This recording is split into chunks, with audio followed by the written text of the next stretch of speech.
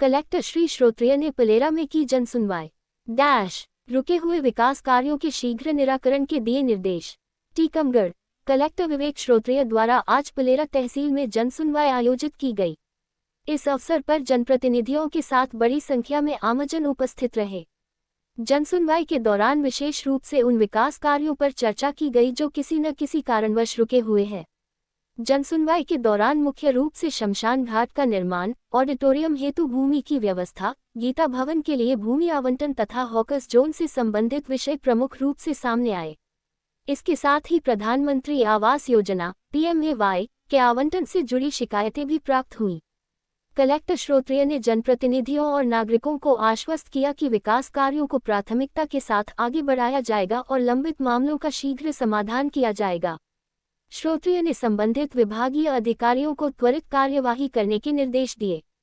उन्होंने वन विभाग और पुलिस विभाग के समन्वय से भूमि संबंधी मुद्दों का समाधान करने की बात कही। साथ ही उन्होंने SDM और तहसीलदार को निर्देशित किया कि वे निर्धारित समय सीमा में आवश्यक कार्यवाही सुनिश्चित करें। इस अवसर पर नगर परिषद पलेरा अध्यक्ष गायत्री विनोद वर्मा, पूर्व अध्यक्ष नगर परिषद पलेरा सुनील खटीक, अन्य जनप्रतिनिधिगण, SDM जतारा श संजय कुमार दुबे, जनपद पंचायत CEO सिद्ध गोपाल वर्मा, CMO नगर परिषद पलेरा शिवी उपाध्याय, तहसीलदार कुलदीप सिंह ठाकुर, नायब तहसीलदार श्रीपत अहिरवार एवं सहित संबंधित अधिकारीगण तथा स्थानीय जन उपस्थित रहे।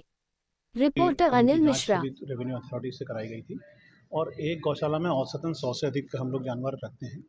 आज मैं जब टीकमगढ़ से पलेरा तक आ रहा था, सामान्य में अगर 6 दिन पहले जब हम जा रहे थे तो हमको 50 इसमें जानवर दिखाई देते थे, पर मुझे आज एक भी गाय नहीं दिखी और गाय मिली तो पलेरा की शुरुआत में ही मिली मुझे 2 गायें।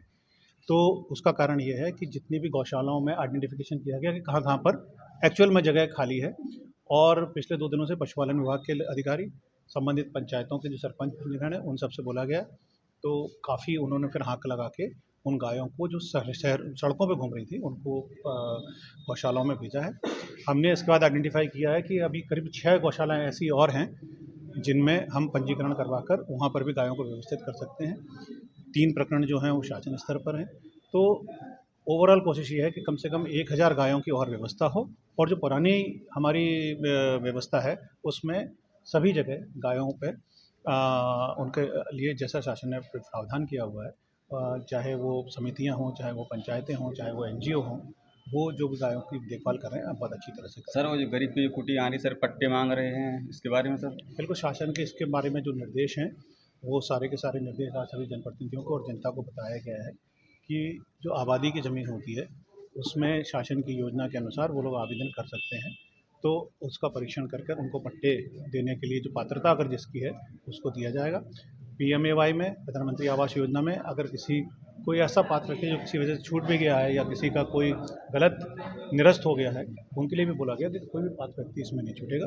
माननीय मुख्यमंत्री जी की पूरी योजना है और केंद्र शासन की ये योजना है कि प्रत्येक ऐसा व्यक्ति जो पात्र है उसे उसकी आवास की व्यवस्था कराई जाए। हम उसमें सुनिश्चित करेंगे टीकमगढ़ में कि उसको मिले। Thank you.